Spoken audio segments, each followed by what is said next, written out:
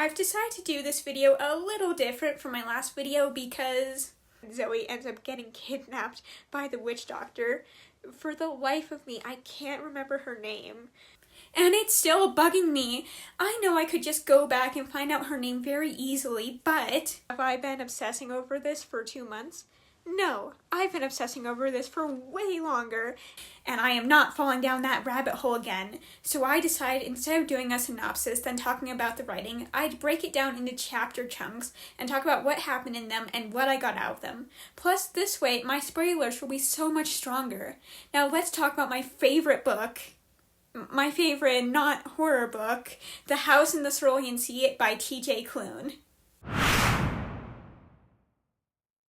In these chapters, we're introduced to the protagonist, Linus, and his life. The book starts with Linus out on a call to a children's home, where right away we're clued into the magic of this world by a little girl with telekinesis who broke the tail of another boy in the home. And the book also mentions a witch and Selkie and other magical creatures living in the home. And right away, this works as a great hook. It's a great contrast because Linus is all buttoned up and proper, and a caseworker, someone and something that feels very real world in a place full of magic. The chapter starts right as Linus finishes the interview and leaves the house to go back to work at Dicamy, the department in charge of magical youth, a dreary place that has promotion opportunities, but Linus hasn't gotten any. He's been a caseworker for 17 years, until he gets a call to the offices of extremely upper management, where he's given a special case, which is the inciting incident. Then after work, we're introduced to the rest of Linus's life. His little home in a drizzly city, his weird neighbor, and his cat. And this is another thing I loved. You get a great feel for the setting of the book. The city and Dicamy feel very Big Brother. I actually read Big Brother right after I think the second time I read this book, and I was surprised at how similar Big Brother felt to Dicamy. And the rest of it, with magical children and even the office of extremely upper management, feels very Wizard of Oz. The offices have a fountain in them, and these lights that turn on, revealing the stand where extremely upper management is looking down on Linus. It reminds me of when Dorothy and her friends met the wizard.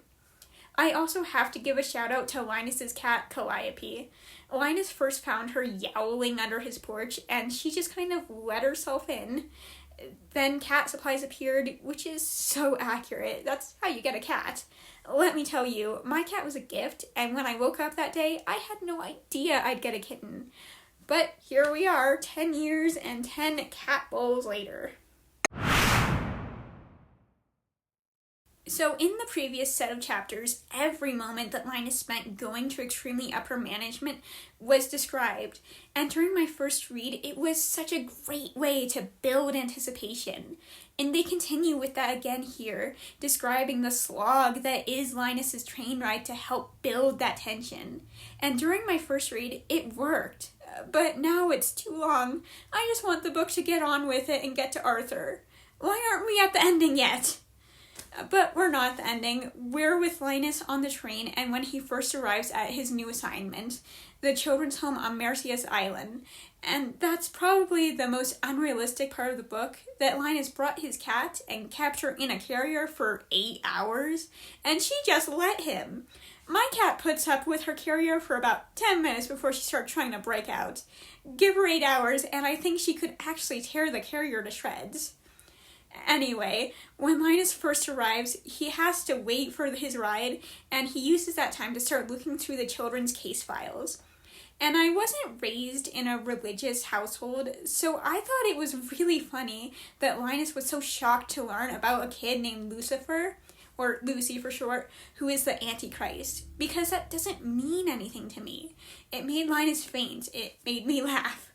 But Linus wakes up and is introduced to the sprite Zoe, who takes him to the island. From there, Linus runs around the island and he meets the rest of the children, and eventually Arthur. And when I first read the book, the chapter was pretty overwhelming, both because I was worried about Linus's cat and because it's a lot of characters to introduce at once. It took me a while to learn everyone's name, but that's the point of the book. I did learn their names and grew to care for them along with Linus. And now the script is telling me to list all their names. Okay, there's Talia, the gnome, Fee, the sprite, Sal, the were-Pomeranian, Chauncey, the blob, Theodore, the wyvern, Lucifer, Lucy. Who am I forgetting? No, there were just 6 kids. I have too many kids. That evening, Linus has dinner with everyone. Then Linus discusses the problems with Dyke and me, in case we weren't already on edge about the Big Brother analogy, and we're sort of clued in that there's something weird about Arthur. It definitely feels like he has more awareness than most people, and we're told about this awareness a little when Zoe takes Linus to the other side of the island, where some villagers have sent a boat with a nasty note on it, and we're given some real insight into the discrimination magical creatures in this world get. And it all is really great world building and character development. We also get great character development for Lucy. When Linus sits in on one of the sessions he has with Arthur, where Arthur basically is trying to teach Lucy how to be a good person and not bring about the end of the world. And I just adore Lucy and all the children. They're so fun. And if you're looking at how to write good child characters, this is the book to read. These are the chapters where we're really introduced to the town on the mainland. It starts with Linus going into town with Zoe to drop off his first report. And we're actually get to see some of the contents of these reports, and they're really great breaks in tone to keep you engaged and give you insight into Linus. In the reports, Linus talks about things that have happened over the last week, and it's a really great way to keep pace and not make the month feel like it's dragging on, while still giving us insight into the characters. Linus gets to go on an adventure with the children, and I didn't pick up on it in my first read, but the adventure was actually a really cool insight into how the trauma that made these kids orphans manifests in who they are now.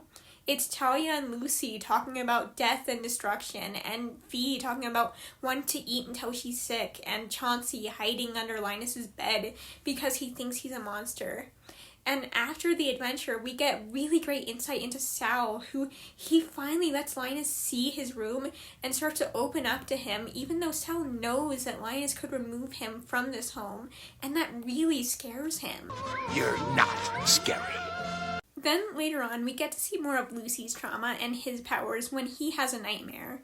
Lucy makes things fly around and makes demonic noises, but when he wakes up, he's still a 6-year-old kid who had a bad dream. And it's just so sad and sweet and cute.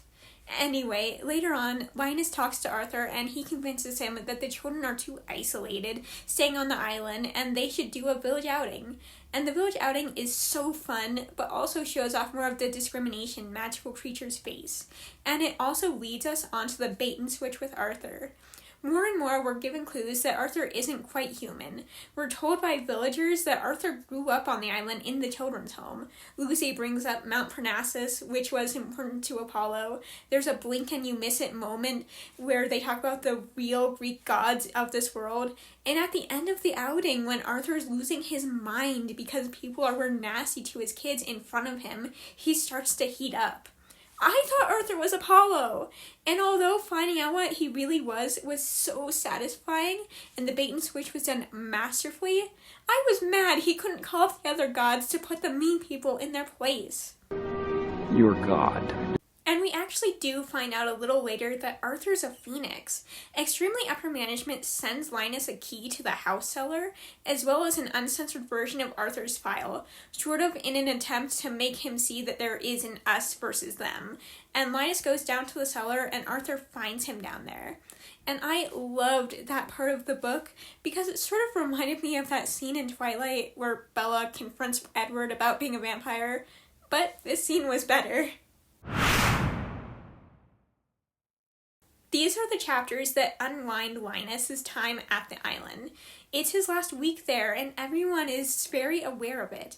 More and more, we're getting hints that there's something special between Arthur and Linus. It's actually really cute how TJ Klune did this, because Linus keeps noticing the color of Arthur's socks, and this is something TJ Klune has done in other works, when a character has a romantic interest, to help clue us in that they notice those small details about their interest. And it's so charming. Anyway, the whole visit comes to a climax when the townsfolk form an angry mob and try to get to the island. This is when Arthur and Linus go and confront them, along with Helen, who they met when they were in town earlier. They're able to calm down the crowd somewhat until Arthur gets pushed too far and lets his phoenix out, which was so amazing, but also so bad, because Linus has to put it in his report. But bad things don't happen in town, and Linus and Arthur head back to the island, where Linus finishes up his visit. And it was so sad! It was agonizing watching Linus say goodbye to the children and have Arthur ask Linus to stay, only for him to leave. This book was never a candidate for the didn't finish because it made me sad list, only because I'm too emotionally invested in Calliope and had to see her get home safe. Stitchy! Bad cat! Bad cat! And he does, and so does Linus. And right off the bat, when he returns, he's called back up to the offices of extremely upper management, where he tells them off. This part actually made me cry. It felt like it should be bad writing, having a character just list off all the best traits of other characters and why they love them. And I'm sure there are plenty of ways to screw that up, but you know what? There are right ways for a character to just say they're happy, and this feels like it. It was the right way to tell us why we should love these characters, and a lot of that came after most of the book showed us first. Anyway, Linus tells off extremely upper management, and he begins his escapades to break rules and tell people off. He snaps at his nasty neighbor and his direct boss, and he breaks rules, and it's so satisfying. I just love the trope of the quiet character finally finding their voice and calling people out. And finally, after another month of Linus being home and beginning a plan to undermine Dicamy, he finally gets the results of his investigation and the news that Arthur and the children's home is safe. And 5 minutes later, he stands up and quits. And it was so fun reading Linus's fantasy of how he could quit so much more dramatically. But he's still Linus. He gives a small speech, and then he leaves, and he books it home to grab his cat and head back to Arthur and the children. And the book ends with them finally kissing, and it's so satisfying. Then the epilogue happens, and I've talked about epilogues in previous videos, and this book does it so nicely. You don't really miss anything if you don't read it, but it's a great wrap-up showing the life Linus has built on the island with his new family and how his plan to undermine Dicamy came together, and news they're in a place to take in more children. I have too many kids. So overall, The House in the Cerulean Sea was so fun and so satisfying. The only criticism I have about the book is that no one warned me about the queer love story. I put off reading this book for so long. I would have read it so much sooner if I knew about the love story. And that's actually why I started this channel. I saw other booktubers talking about it, I read reviews, I read the synopsis. No one mentioned the love story. So here you go. It's a really good and sweet and explicitly gay love story in a book that has great pacing, tone, and child characters. And I hope the sequel is just as good. At the time of writing this script, the sequel hasn't come out yet, which is another criticism, but that's directed more at the universe than the author. So tune in next month when the sequel will have come out and I'll have a review for it. In the meantime, don't forget to read and write!